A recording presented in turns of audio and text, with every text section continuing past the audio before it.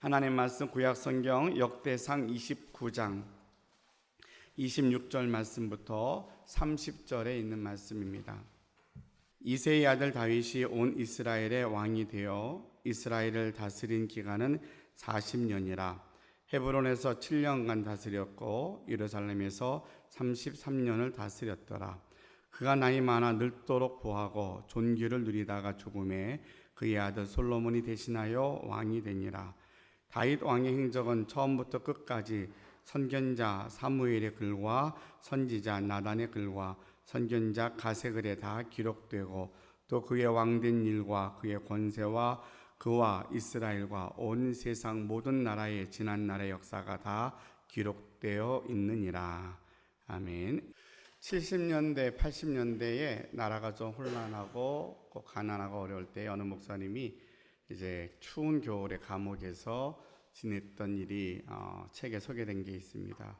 너무 추워서 어떻게 하면 이 추위를 좀 이길 수 있을까 고민하다 선택한 것이 성경에서 불이라는 단어를 한번 찾아보자. 그래서 불이라는 단어 창세기부터 쭉 찾아가다가 이분이 성령을 받으십니다. 성령 불을 받는 거죠. 그래서 몸에 정말 뜨거운 성령의 불이 그에게 임하여서 그 추운 방바닥에서 추위를 모르고 본인이 말씀 속에서 그런 은혜를 체험했다는 것을 소개된 글을 본 적이 있습니다. 어느 목사님이 목회를 오랫동안 하시다가 번아웃 됐다 그러죠. 탈진이 돼갖고 좀 회의감도 들고 믿음이 뭘까 고민을 하다가 성령에서 이분은 믿음이라는 단어를 찾아봤다 그래요. 믿음이 어디 나올까?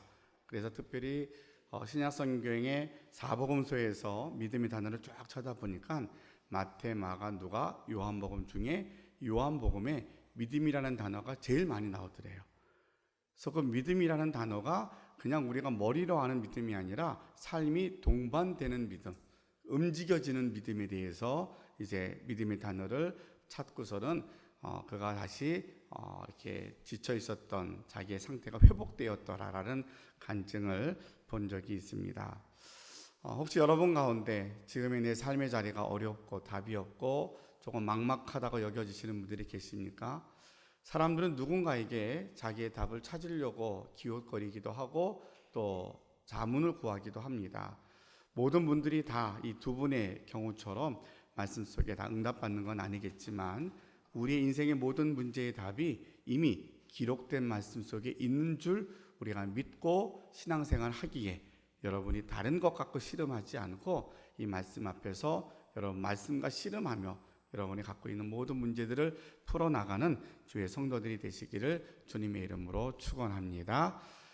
사실은 지난번에 우리 청년들이 6월 달에 수련회를 앞두고 있으면서 이번에는 요한복음과 함께 말씀을 묵상하며 이제 선교사님들의 발자취를 따라가는 그런 일정을 기획하고 있어서 우리 어른들도 함께 요한복음을 말씀을 함께 나누었으면 좋겠다라고 말씀을 드렸었는데, 작년에 제가 설교한 기록을 보니까 작년에 요한복음을 한번 여러분과 나누었더라고요. 그래서 또 중복되는 게 있어서 가능한 한 좀 중복되는 거는 피해가고, 그래서 한 달 내내 요한복음의 말씀을 다루기보다는 저희가 지난 5월 달 동안 5월 한 달 동안 역대상의 말씀을 읽으면서 제가 받은 은혜가 더 크게 여겨져서 오늘은 역대상의 말씀에 나와 있는 다윗 왕의 이야기를 가지고 함께 여러분과 은혜를 나누려고 합니다. 어떤 일들이 불편할 때에 이 불편한 것을 답을 찾아가는 과정에서 발전이 생기고 개선이 됩니다. 근데 불편한데도 그냥 내버려 두면 그냥 사는 데는 지장이 없고 하루하루 지내는 데는 지장은 없지만 발전이나 개선은 없는 거죠. 지금 우리 시대는 사실은 그렇게 고민하지 않아도 사는데 지장이 없는 시대입니다. 그냥 웬만하면 우리가 생활하는 데 어려움이 없고 뭐 특별하게 어떤 사건 사고가 있지 않는 동안에는 그냥 사는 데는 별일 없이 잘 무난하게 지나가는 그런 시대이기도 합니다. 이런 시대를 70년대 우리 부모님들은 정말 간절하게 바랬던 시대였어요. 가난하고 어려울 시대 때는 조금 먹고 사는 문제 걱정이 없었으면 좋겠다. 조금 이 나라가 좀 잘 사는 나라, 전 세계 어디다 내놔도 구제받는 나라, 좀 가난한 나라가 아니라 번듯한 나라가 되었으면 좋겠다라고 그렇게 기도하고 바랬던 나라가 지금 우리가 사는 지금의 나라예요. 그것이 아주 수백 년 전에 조선에서 아니면 100년 전에 우리 조상들이 원했던 그 나라가 아니라 불과 3, 40년 전에 믿음의 선배들이 기도했던 그 기도의 응답이 지금 우리가 사는 이 시대예요. 그런데 정작 우리는 이 시대를 살면서 우리는 이것을 그렇게 우리 부모님 세대가 할아버지 할머니들이 그렇게 기도하고 바랐던 시대를 살아감에도 불구하고 우리는 감사하고 감격 속에 살아가기보다는 미래에 대한 불확실함, 도리어 더 큰 걱정, 도리어 더 불만, 원망이 더 많은 시대에 살고 있지 않는가. 그러다 보니까 신앙적으로는 정말로 뭔가 간절함이 있을 때는 하나님께 나와서 밤을 새워 기도했습니다. 철야 기도했고요. 40일 기도, 천번 제사는 그냥 일반사로 다 했던 일들이었어요. 근데 요새는 그렇게 못합니다. 하지도 않습니다. 해도 모이지도 않고요. 왜요? 간절함이 그만큼 식어들었거든요.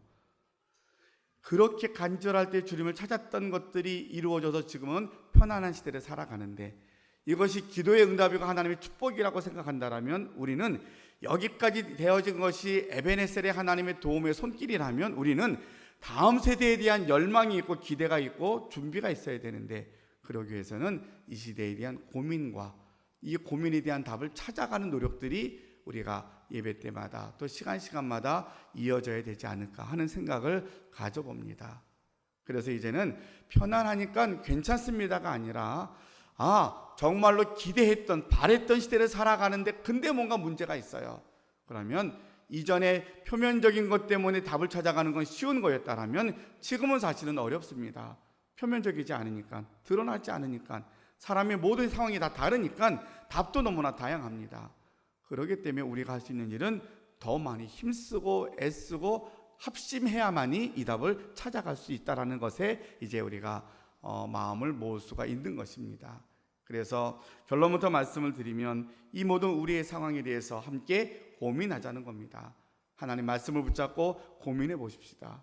왜냐하면 지금의 삶을 감사로 고백할 수 있는 신앙이 우리 안에 있게 해달라고. 그리고 지금의 여러 가지 감사가 다음 세대에 대한 미래에 대한 불확심이나 불확실함이 염려가 되는 게 아니라 거기에 대한 답을 찾아가서 다음 세대에게 분명하게 하나님의 뜻이, 하나님의 계획하심이 여기에 있다라고 우리가 일러줄 때에 우리 다음 세대에도 주님 오시는 그날까지 정말 행복한 나라, 주님의 나라를 만들어가는 이 나라가 될 줄로 믿습니다. 어제는 오래간만에 돌잔치를 갔다 왔어요. 그래서 우리 교회에서 아마 저도 오랜만에 돌잔치를 갔다 와서 예배를 드렸는데 그렇게 물어봤어요. 여러분께 동일하게 물어볼게요. 혹시 여러분 돌 때 생각나시는 분 계십니까? 나 돌 때 뭘 잡았는지, 돌잡이 뭐 했는지 생각나시는 분 계셔요? 아무도 없죠? 그거 생각한다면 좀 이상하죠. 천재라고 말하기도 좀 그렇고, 어쨌든 엄마 아빠가 1년 동안 수고하여서 아이를 잘 1년 동안 키워주심에 대한 감사함으로 예배를 드리고, 그래서 이 아이를 축복하는 것은 너무 당연한데 뭘 갖고 말씀을 전할까 하다가 마땅히 행할 길을 아이에게 가르치라라는 잠언의 말씀을 전했어요. 그리고 아주 단순하고 쉬운 두 가지를 이야기했어요. 두 가지는 뭐냐? 주일 성수하는 것이고 밥 먹을 때 기도하는 거다. 예수 믿는 거 복잡하지 않고 주일날 되면 교회 와서 예배 드리는 것이고 밥 먹을 때 기도하는 거다. 그거 뭐냐면 하나님을 인정하는 것이고 하나님을 자랑하는 것이다. 주일에 예배 드리는 것은 하나님을 인정하는 것이고요, 내가 밥 먹을 때 기도하는 것은 나 예수 믿는 사람이라고 자랑하는 겁니다. 이게 예수 믿는 거다. 이게 아이에게 마땅히 행할 길을 가리키는 것이다. 어떻게 가리킵니까? 엄마 아빠가 그렇게 살면 됩니다. 되게 쉽잖아요. 아주 짧게 그렇게 말씀을 전했더니 다들 좋아하시더라고요. 짧으니까. 복잡하지 않고 아주 짧게 해갖고 저도 준비하면서 그래, 예수 믿는 게 뭐 특별한 게 있을까? 앞에 제 부분에, 도입 부분에 뭔가 대단하게 복잡한 것처럼 이야기를 했는데 답은 아주 단순한 데 있는 거죠. 답은 단순합니다. 이 시대에 우리가 정말로 이 풍성한 것들 속에서 우리가 뭔가 좀 답답하고 힘들어하는 때에 우리가 이 문제를 풀어갈 수 있는 답은 하나님을 인정하는 거구나. 하나님을 아는 것, 하나님을 인정하는 것, 그리고 우리의 삶이 하나님을 자랑하고 사는 것, 이게 믿음으로 사는 거구나. 그렇게 매주 교회 나오다 보면 우리가 은혜도 받고 성령도 받고 방언도 받고 여러 가지 은혜도 체험하면서 봉사와 섬김이 계속 풍성해지는 거죠. 근데 그것의 가장 기본적인 것은 우리의 몸이 우리 인생들은 하나님을 기억하고 사는 것, 그리고 그것의 가장 기본적인 것은 주일이 되면 교회 가서 예배 드리는 것, 그리고 내가 어디 가든지 밥 먹을 때 이렇게 기도하고 먹는 것. 별거 아닌 것 같지만 여러분, 교회 나온 지 얼마 안 된 분들한테는 이게 되게 어렵습니다. 근데 그걸 하면 옆에 사람이 물어보잖아요. 너 언제부터 교회 갔어? 몰랐는데. 그게 나 예수 믿어라고 자랑하는 거거든요. 그러다 보면 그게 우리에게 믿음의 삶이 된다라고 이야기를 합니다. 이스라엘 백성들이 출애굽하고 그리고 광야 40년 훈련받고 가나안 땅에 가서 정복을 하고 사사시대를 거쳐서 나라가 세워졌어요. 정말 하나님의 선민으로 오랜 세월 동안 아브라함을 부르셔서 약속하신 그 축복의 역사가 수백 년에 걸쳐서 나라가 만들어지고 임금을 하나님이 세워주셨어요. 그런데 이 나라가 세월이 지나갈수록 하나님을 뜻을 따르지 않고 사람 중심으로, 왕 중심으로 나라가 변질되어져 갑니다. 자꾸 이방신을 섬기고 자꾸 전쟁하려고 그러고 다른 데 침략하려고 그러고 이렇게 싸우다 보니까 결국은 이제 북이스라엘이 먼저 아수르에 멸망하고 남유다가 바벨론에 멸망을 합니다. 택한 백성 이스라엘 나라가 망하는 거예요. 있을 수 없는 일인 거죠. 이스라엘 백성들이 어떻게 택한 백성이 망합니까? 라고 막 한쪽에서는 아우성을 쳤는데 진정한 하나님의 선지자들은 아니야, 망하지만 끝나는 게 아니야. 우리가 너무 잘못해서 우리가 지금은 좀 망하고 포로로 잡혀가야 돼. 이거 순종해야 돼 하는데 자꾸 부딪힙니다. 거짓 선지자들은 좋은 말만 하려고 그럽니다. 괜찮아. 아니, 하나님은 절대로 버릴 수 없어. 맞는 것 같지만 자기를 속이는 거죠. 여기서 우리가 하나 분명히 기억해야 될 것은 여러분, 크고 작은 일을 당하거나 고민이 생길 때마다 자기의 내면을 살필 수 있는 지혜가 여러분에게 함께 할 수 있기를 바랍니다. 정말 내가 원하는 게 뭔지를 우린 잘 몰라요. 막 싸우는데 왜 싸우는지 잘 몰라요. 정말로 저 사람이 원하는 게 뭔지를 알면 우리가 대응하기가 조금 쉬워요. 근데 우리는 부부간에도 그게 잘 모르고 아니 이만큼 하면 됐잖아, 뭐가 어쩌라고. 근데 상대방이 원하는 게 아니잖아요. 그래서 갈등이 생기는 거거든요. 나는 할 만큼 다 했는데 근데 할 만큼 하는 게 중요한 게 아니라 상대방이 원하는 걸 해줘야지 이게 서로 소통이 되잖아요. 정말 내가 원하는 게 뭔지 모른다니까요.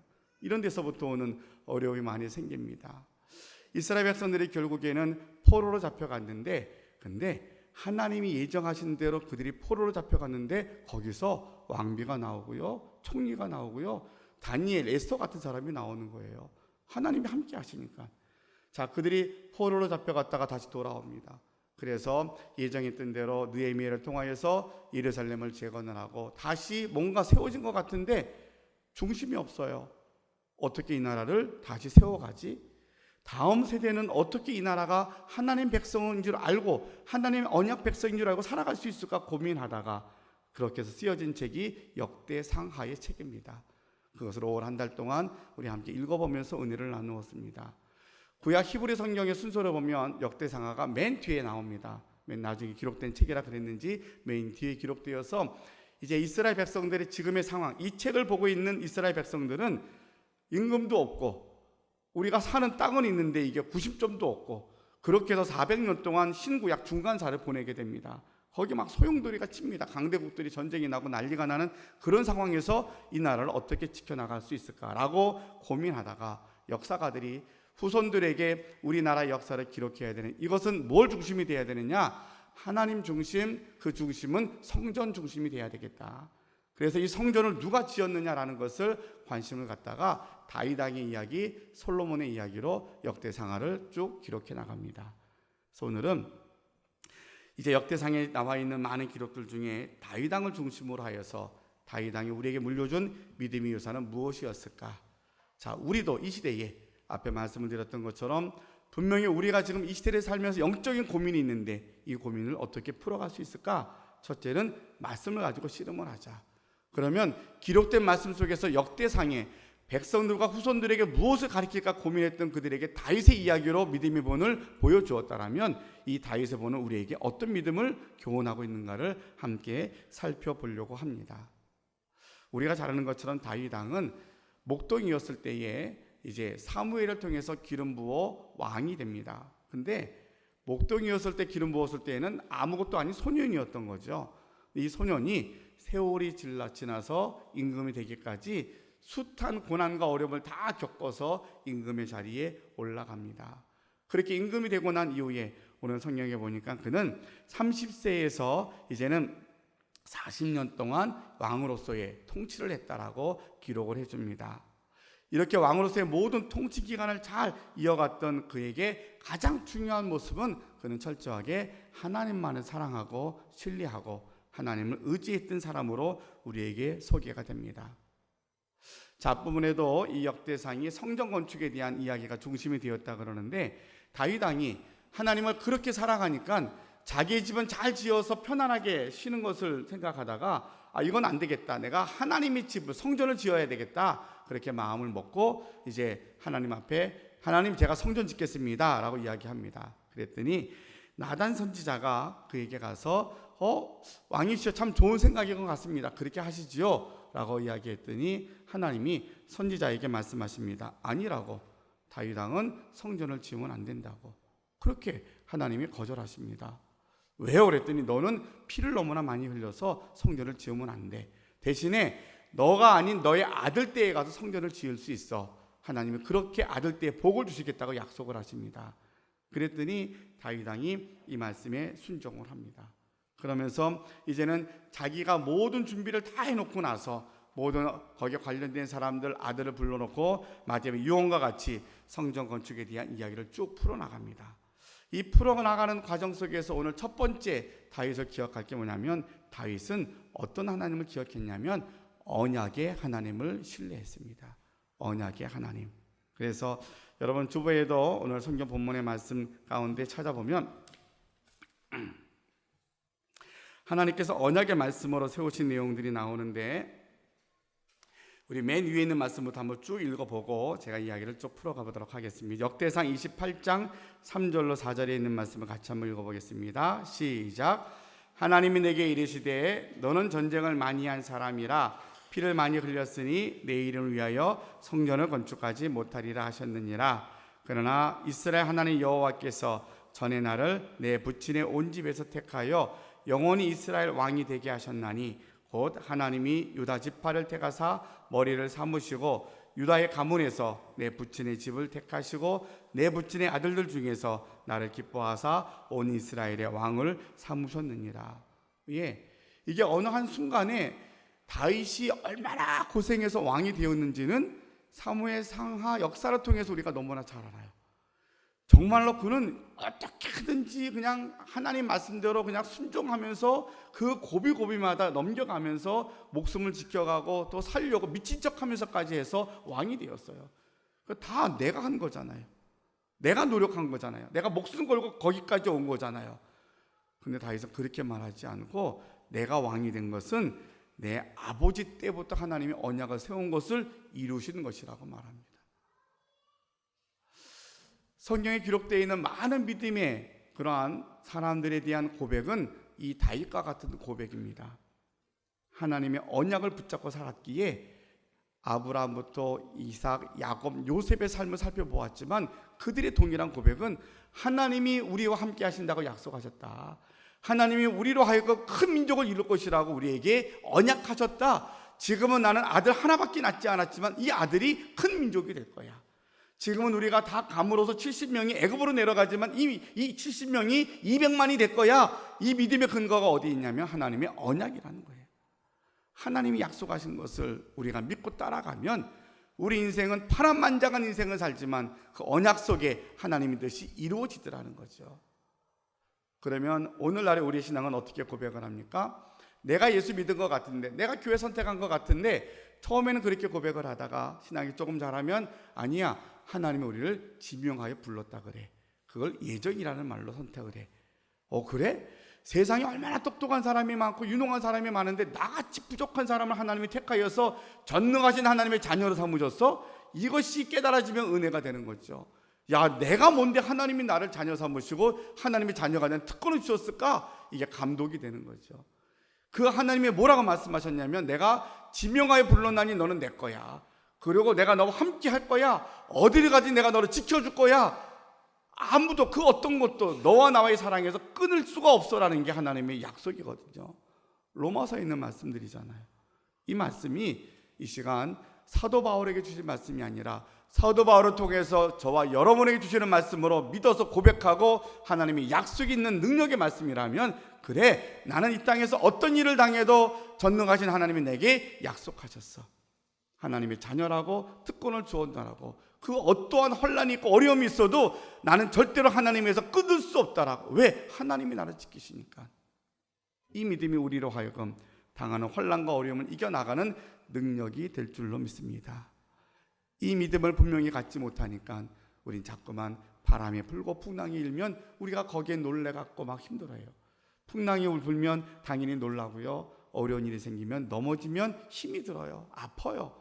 넘어졌는데 안 아파요. 그런 사람이 어디 있어요? 크게 지금 혼란을 겪고 있는데 나는 괜찮아요. 그것도 조금 이상해요. 혼란을 당하면 아픈 거고요. 맞으면 아픈 거예요. 우리 인생은 그러고 사는 거예요. 근데 아프지만 다시 정신을 차리는 거죠. 내가 이 아픈 게 끝이 아니야. 나는 하나님을 믿고 있잖아. 하나님이 내게 약속하셨잖아. 하나님 나와 함께 하신다 그랬잖아. 지금은 사방이 막혀서 안 보이는 것 같지만 하나님은 결국은 나를 택하신 대로 하나님의 자녀로 높여주실 거야. 믿음의 확신을 가지고 우리가 나아갈 수 있을 때에 하나님께서 다윗을 왕 되게 하셨던 것처럼 우리에게도 하나님께서 응답하시는 역사를 우리가 보게 될 줄로 믿습니다. 오늘 말씀을 준비하면서 저와 여러분에게 꼭 제가 함께 나누고 싶었던 것이 두 번째입니다. 이 시대의 성도들이 말씀이 부족해서, 설교가 부족해서 은혜가 없을까 생각해 봤어요. 책이 부족해서, 우리가 정보가 부족해서 믿음이 자라지 않을까? 그렇지 않다라고 생각을 해요. 서점에 가면 책이 너무나 많아요. 인터넷 유튜브를 들어가면 유튜브에 올라가 있는 설교는 너무나 많아요. 지금 오늘 하루도 수천 교회에서 설교가 쏟아져서 다 올라와 있는데 그 설교가 얼마나 많아요. 내가 선택해서 들으려면 너무너무 많고요. 거기다가 더 자극적인 설교는 더 많이 있어요. 근데 왜 우리가 공허할까? 왜 우리가 답답할까라고 생각하다가 다윗에게서 답이 있더라고요. 다윗이 자기가 이제는 모든 게 다 안정이 되고 나라가 다 통일이 되고 모두가 다 다윗 왕이 당신이 최고입니다라고 할 때에, 내가 하나님을 위해서 성전을 지어야 되겠다. 너무 이쁜 마음을 갖습니다. 너무 거룩한 마음을 갖고, 하나님 내가 그냥 자신감 있게 하나님 제가 성전 지을게요. 이렇게 나갔더니 하나님이 하지 말라고 그러시잖아요. 하지 마라. 그러면서 우리가 앞에 읽었었던 것처럼 너는 피를 너무나 많이 흘렸기 때문에 아니야. 너의 시대는 전쟁의 시대였잖아. 너가 나빠서가 아니라 너는 그런 시대를 살아서 너는 안 돼. 그렇지만 내가 너의 아들에게 복을 주어서 성전을 잘 지을게 할게 라고 하나님이 나단 선지자를 통해서 하나님의 말씀을 들려주십니다. 여기서 우리는 성전을 짓겠다고 하는데, 옳은 일을 하겠다고 하는데, 좋은 일을 하겠다고 하는데, 이것이 주를 위해서 하겠다고 그러는데, 이것이 사람 살리는 일인데, 이것이 많은 사람들 유익하게 하는 일인데 왜 못하게 합니까? 라고 우리는 반문하면서 우리는 내가 원하는 것을 찾고 살더라는 거예요.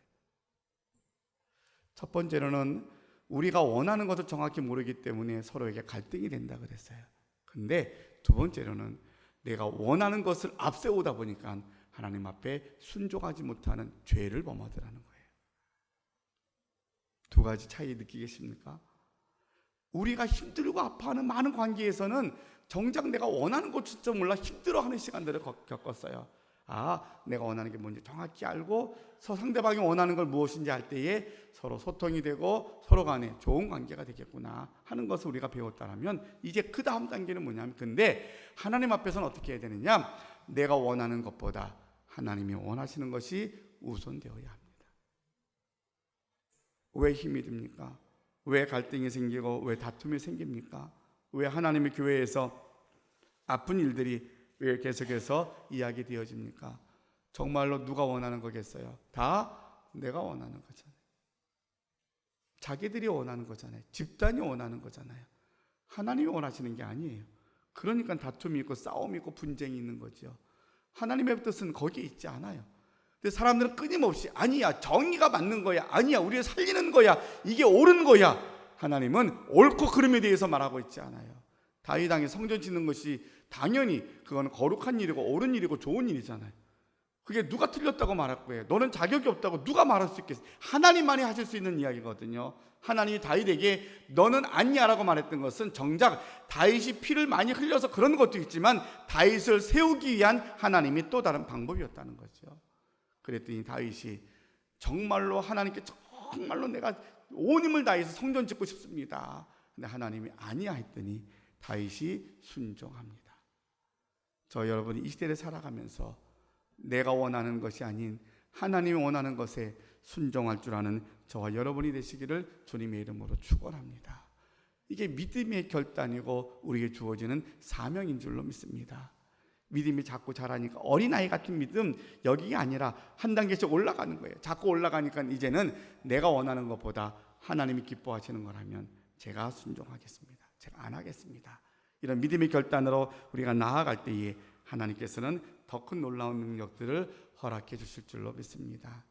세 번째로 다윗의 행적에 대한 것을 기록하면서 29절에 보니까 다윗 왕의 행적은 처음부터 끝까지 선지자 사무엘의 글과 선지자 나단의 글과 선견자 갓의 글에 다 기록되었다라고 기록되어 있어요. 다윗의 삶의 행적을 쭉 보다 보면 다윗은 하나님의 사람들, 하나님의 권위에 순종했던 사람이었어요. 그러니까 어렸을 때 사무엘을 통하여서 기름 부어 왕이 될 것이라는 예언을 받습니다. 나단 선지자를 통하여서 밧세바를 통한 죄를 범했을 때, 책망이 있었을 때 그가 회개하고 하나님께 죄를 뒤집어쓰고 기도합니다. 성전 건축을 이야기했을 때에 나단 선지자의 말을 듣고 하나님의 말씀으로 알고 그대로 순종을 합니다. 인구조사를 했다가 갓 선지자를 통하여서 하나님이 심판하시는 과정을 겪게 됩니다.